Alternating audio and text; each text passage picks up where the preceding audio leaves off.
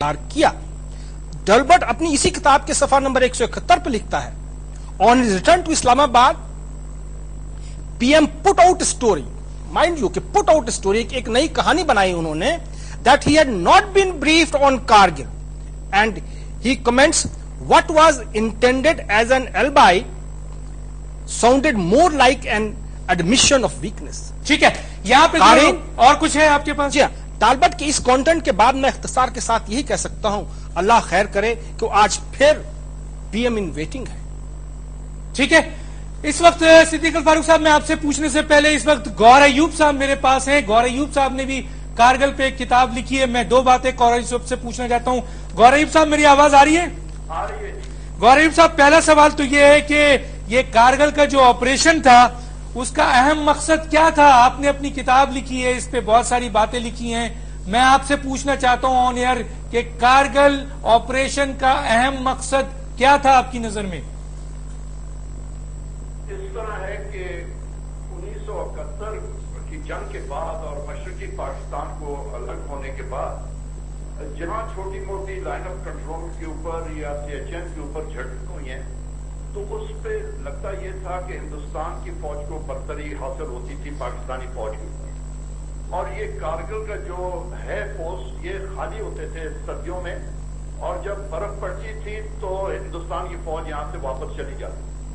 1965 میں ہندوستان کی فوج نے یہ قبضے کیے تھے اور 71 میں, اور یہ خالی رہتے تھے کیونکہ بہت زیادہ ٹھنڈ تھی اور اس کو سپورٹ ہندوستان کی فوج نہیں کر سکتی. اب لگتا ہی ہے, میرا اندازہ یہ ہے کہ جنرل مشرف نے سوچا کہ وہ نئے آرمی چیف بنے ہیں تو انہوں نے کوئی نہ کوئی ایک کارکردگی ایسی دکھانی ہے جو ہندوستان کی فوج کے اوپر اپنے آپ کو حاوی کر سکے. تو یہ آپریشن انہوں نے پلان کیا کارگل کا.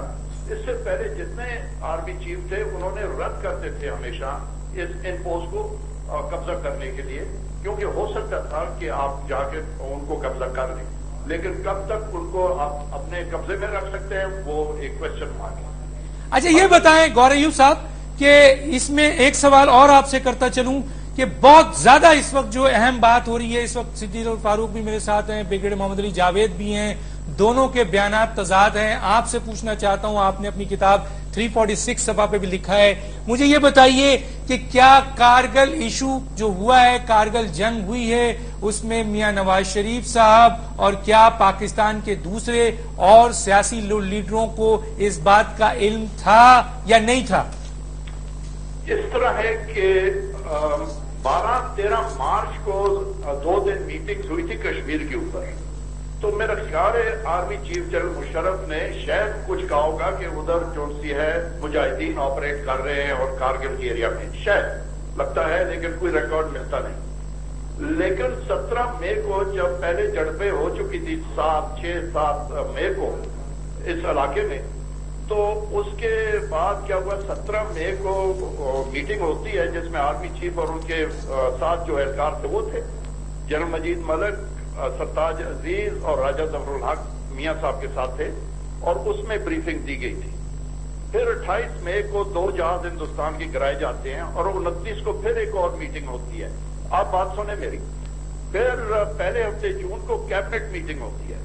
اب کیبنٹ میٹنگ میں کیا ہوتا ہے, تلاوت کے فوراً بعد چودھری نثار کہتے ہیں یہ کس نے آرڈر کیا ہے آپریشن, اور پرائم منسٹر صاحب کے ہاتھ میں تھا ایک خط کلنٹن صاحب کا, اور انہوں نے یہ کہا کہ یہ مجاہدین وڈرا کرائے. اب اس کے فوراً بعد کیا ہوا کہ D G I S I جو ضیاء الدین صاحب تھے, انہوں نے کہا کہ ہندوستان کو ابھی تک کچھ پتہ نہیں کہ وہاں کون ہے, ہم ابھی وڈرا کر سکتے ہیں آسانی سے, اور یہ ایک پتہ ہوگی. اور ہمارے سیکرٹری ڈیفینس تھے لیفٹیننٹ جنرل ریٹائرڈ افتخار صاحب, انہوں نے ایک پوری فائل نکالی اور کہا کہ جی ٹینک ایمونیشن ہمارے پاس ہے ہی نہیں, توپخانے کے ایمونیشن نہیں ہے, اور اس سے آگے جا رہے تھے تو شیخ رشید نے کہا بس جنرل صاحب اس سے آگے نہ جائیں, یہ خفیہ چیزیں ہیں, ہندوستان کو پتہ چل جائے گا, ہم برے پوزیشن میں آ جائیں گے. تو بات ادھر رک گئی. اس سے لگتا یہ تھا کہ میاں صاحب ابھی کارگل میں ایک قسم کے پھنس گئے یا پھنسائے گئے, اور آگے بھی وہ اس میں دلچسپی نہیں لے رہے تھے. لگتا تھا کہ وہ اس میں جس طرح ہوتا ہے نا کہ جی ہم فتح کریں گے, یہ کریں گے, وہ کریں گے, वो चीज नहीं थी मियां साहब। मतलब उस वक्त भी वो विड्रॉ कर सकते, आपका कहने का मतलब है कि उस वक्त भी वो विड्रॉ कर सकते थे? जी बिल्कुल, ये पहले हफ्ते जून के विड्रॉ कर सकते थे। गौर अयूब साहब, बहुत बहुत शुक्रिया आपका, बड़ी नवाजिश आपकी। सिद्दीक अल फारूक साहब, आपकी तरफ आता हूं। आपने मोहम्मद अली जावेद साहब का स्टेटमेंट पढ़ा जो उन्होंने 2 जगह का कोट किया है। में आप ले आए गौर अयूब साहब को, मैं जरा मोहम्मद अली जावेद साहब की बात का जवाब दूं। पहली बात यह है कि मोहम्मद अली जावेद साहब 26 और 29 मई 99 को, जबकि परवेज मुशर्रफ साहब बीजिंग में थे और जनरल अजीज यहां थे, उनके दरमियान जो गुफ्तगू हुई है और वो टेप करके इंडिया ने उठा के वॉइस मेल पे भी डाल दी, जरा उसके कंटेंट्स पढ़ें। इसके कंटेंट्स जब सामने आए हैं और लोगों ने उनकी आवाजें सुनी है, उसके बाद कोई शक ही नहीं रह गया कि पाकिस्तान की फौज वहां लड़ रही है। वजीर आजम नवाज शरीफ को इल्म नहीं है। जब हालात खराब हुए, और परवेज मुशर्रफ साहब की अपनी किताब आप पढ़ें, जब हालात उन्होंने खराब हुए तो हमने फिर एतमाद में लिया लोगों को। उस वक्त तक मामलात कंट्रोल से बाहर जा चुके थे। लेकिन मैं आपसे ये भी अर्ज करूं कि अपना जो बेनजीर भुट्टो हैं, उन्होंने इससे पहले जो है वो बताया कि परवेज मुशर्रफ, ये मंसूबा मेरे पास, ये 2 जून 2003 को थर्ड आई टेलीविजन को इंटरव्यू देते हुए उन्होंने कहा, जब मैं वजीर आजम थी और general Parvez Musharraf director general military operation थे, तो वो मेरे पास कारगिल का मंसूबा लेकर आए। मैंने जनरल परवेज मुशर्रफ से पूछा कि इस मंसूबे पर अमल दरामद का क्या नतीजा निकलेगा। उन्होंने कहा, मैं श्रीनगर असेंबली पर पाकिस्तान का झंडा लहराऊंगा। मैंने ये मंसूबा मुस्तरद कर दिया इसलिए कि ये मुमकिन नहीं था। मतलब इतनी हाइट पर जाकर, इसका मतलब तो ये आप खुद ही कोट कर रहे हैं कि परवेज मुशर्रफ साहब जो हैं वो वजीर आजम को इन्फॉर्म करते थे और उनकी वो वहां इन्फॉर्म किया। सुन लीजिए, नहीं, आप ये नतीजा ना निकालें। जब उन्हें यह मालूम हो गया कि कोई वजीर आजम इलेक्टेड इस सूरत हाल में उनके मंसूबे का इल्म, उनके मंसूबे की इजाजत नहीं देगा, तो फिर उन्होंने अपने, सुन लेना डॉक्टर साहब, फिर उन्होंने ये कहा कि मैंने किसी को बताने की जरूरत ही नहीं समझी। चलते हैं, उन्होंने कोट किया है टालबूट का, उन्होंने कोट किया है आपके, मैं बता रहा हूं, आपने जो तालबोट को कोट किया है, मैं कोट करता हूं ब्रूस रीडल को। ब्रूस रीडल ने यह बताया कि उस वक्त तक बिल्कुल पाकिस्तान तनहा हो चुका था, वजीर आजम को यह मालूम नहीं था। ब्रूस रीडल की रिपोर्ट मेरे सामने है।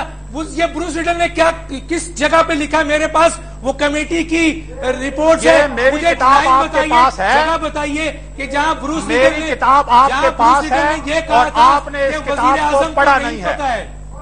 सुने, पहले जनाब इन्होंने ये कहा कि 4 जुलाई को जो मुज़ाकरात हुए हैं, मैं इसमें नहीं था, तो बैटल रेडी में ये बात लिख दी है उस वक्त के टॉनी जिनी ने कि बिल्कुल मैंने परवेज मुशर्रफ को कहा और परवेज मुशर्रफ मुझे वजीर आजम के पास लेके गए और उन्होंने फिर ये कहा कि जनाब अली वजीर आजम नवाज शरीफ को ये बात मनवाएं कि ये कोई मुआहदा कर लें। और जो मूव किए हैं ये 4 जुलाई को उस वक्त के अपना अमरीकी सदर ने कहा कि क्या वजीर आजम साहब आपको पता है कि आपके न्यूक्लियर हथियार भी मूव किए गए हैं? उन्होंने कहा मुझे तो मालूम नहीं है। ये मौजूद है मीटिंग के दौरान, लेकिन ये कहाँ लिखा हुआ है कि मियां नवाज शरीफ साहब के बारे में ब्रूस रीडल ने ये कहा था कि मियां नवाज शरीफ साहब ये खुद जो 26 और 29 मई 1999 की जो तक उनकी गुफ्तगू रिकॉर्ड की गई है, ये उसमें मालूम है कि वज़ीर आज़म ब्रूस साहब रीडल कह रहे हैं। नहीं है। मैं आपसे सुन लेना, बात तो सुने। ये जो एक आदमी की अपनी आवाज मौजूद है, उधर से वो बोल रहे हैं अपना परवेज मुशर्रफ। बताइए कि ये जो चीज थी, जो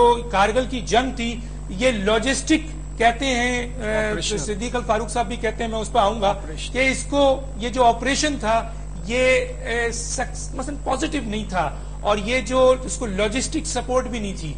मसलन ये जो थे, जो लोग गए थे मुजाहिदीन और जो फौज के लोग जो भी गई थी, आर्टरी जो भी गया था, वो ना एयर सपोर्ट थी ना उनको लॉजिस्टिक सपोर्ट थी।